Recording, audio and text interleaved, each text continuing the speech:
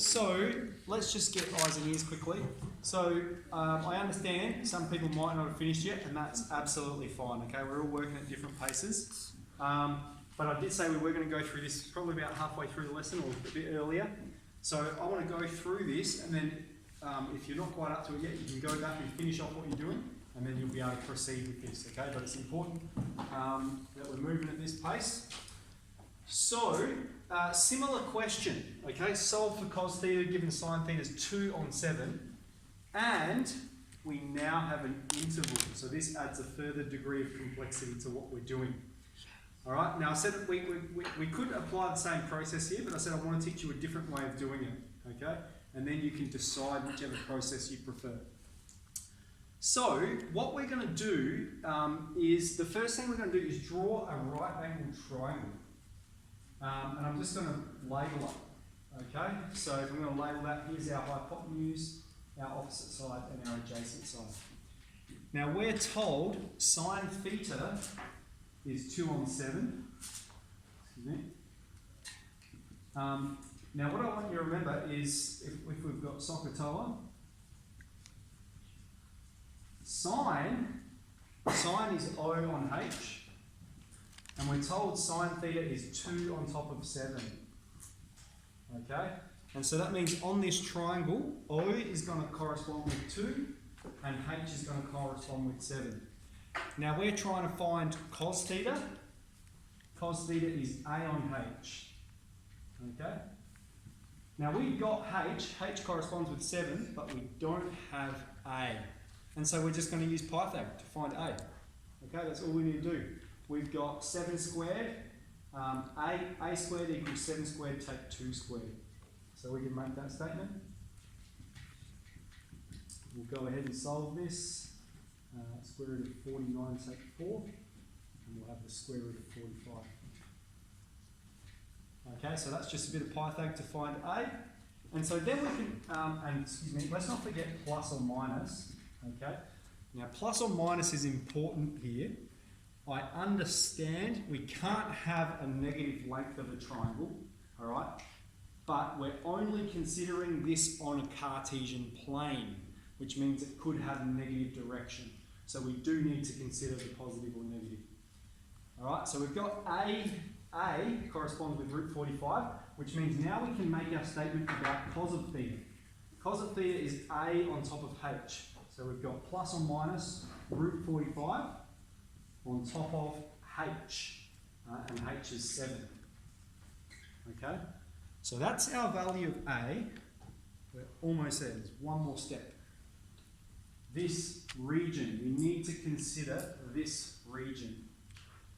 And so if we look at our unit circle, okay, in this region we have both X and Y are positive. All right. And this region is from 0 degrees, or 0 radians, to 90 degrees, or pi on 2 radians. Okay? We often call this quadrant 1.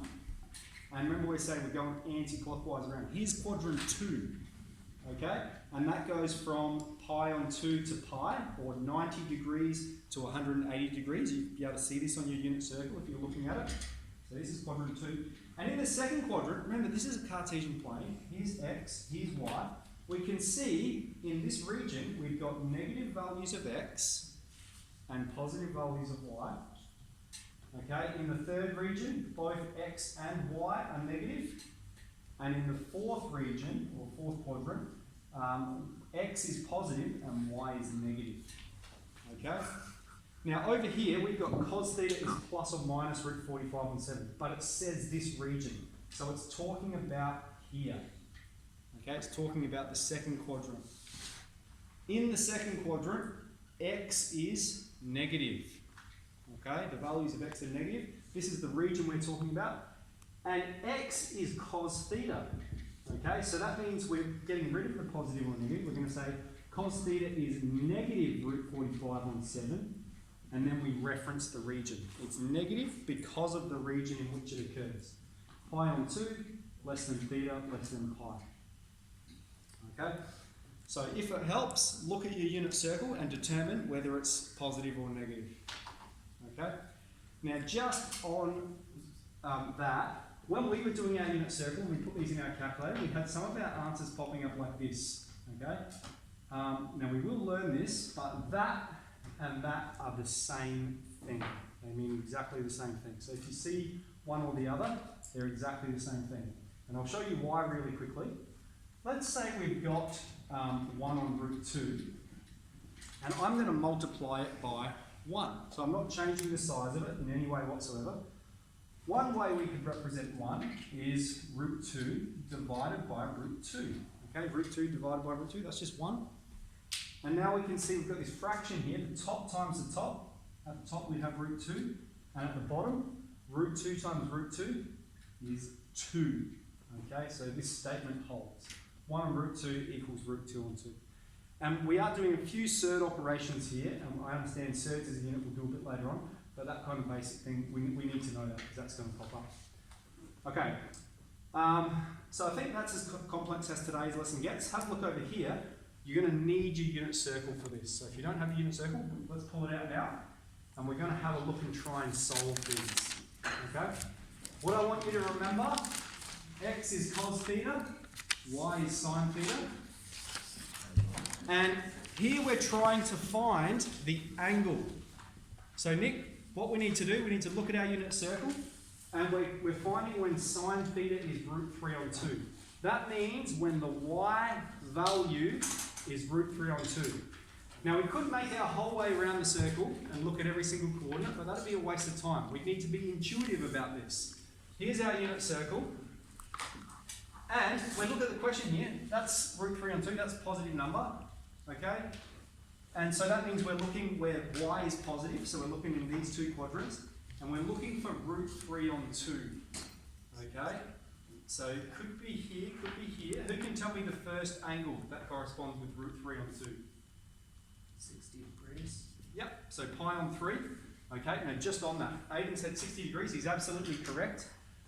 Notice how the question here gives our angle in radians. Okay, that means we must answer the question in radians. In your booklet, I think some of the questions give it to you in degrees, in which case you must answer the question in degrees. Okay, so if the question's in radians, we answer in radians. If the question's in degrees, we answer in degrees. Okay, that's one of the answers, but there are two values. Okay, so right here we find this coordinate has a y value of root 3 on 2. Okay, now I'm just going to draw a straight line across here because for both of these coordinates, Henrik, the y value is root 3 on 2. Okay, so that means we need to list this angle as well. 120 in radians? In radians, that is 2 over 3 pi. 2 pi on 3. Okay. Next question, I'm being a little bit cheeky. I've written x is minus 1. Okay, remember x is cos theta. So really we're looking when cos theta is minus 1. This is a nice easy one to solve. It occurs here. It does not occur anywhere else.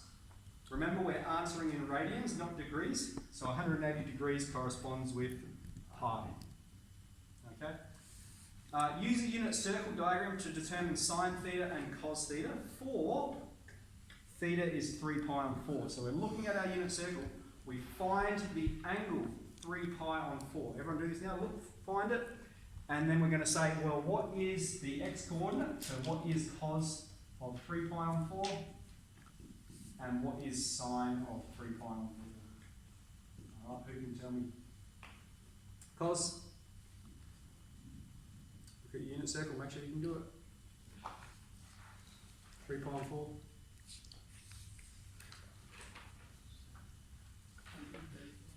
135. That's the angle, yep.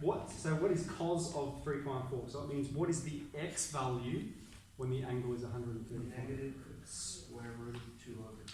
Negative root 2 on 2, thank you. And sine of 3 pi on 4, we'll find is positive root 2 on 2. Okay, then it gives us a question in degrees. Theta is 315 degrees. So now we're going the whole way around the unit circle until we get to 315 degrees. And we're asked the same question. What is the value of cos theta? What's the value of sine theta? Root 2 on 2, negative root 2 on 2. Excellent. And we see it's in degrees. so we've covered 3 things here. Let me do a quick recap for you. We learned this new process for finding unknowns by drawing a right angled triangle. I want you to be competent at both, okay? So you can use the formula. We've just done that. Now I want you to try this triangle skill, okay? And then once you're competent at both, then you can choose whichever you prefer. We added in a region here, so that means we need to consider our unit circle. It's going to be the tool that we're going to use for the rest of this unit. So make sure you're using it, we're looking at it, we're going, where's it positive, where's it negative? Because that affects our answer, okay? Here we have, that's cos theta, but we need to determine that it's negative because of the region in which it lies.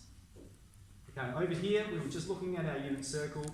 Here we're finding angles, and here we're using angles to find the values of sine and cos. Okay, remembering, x is cos and y is sine. All right, that'll be all we do today. So that's enough to get up to question 11. All right, so 8, 9, 10. Let's give those a bit of a crack.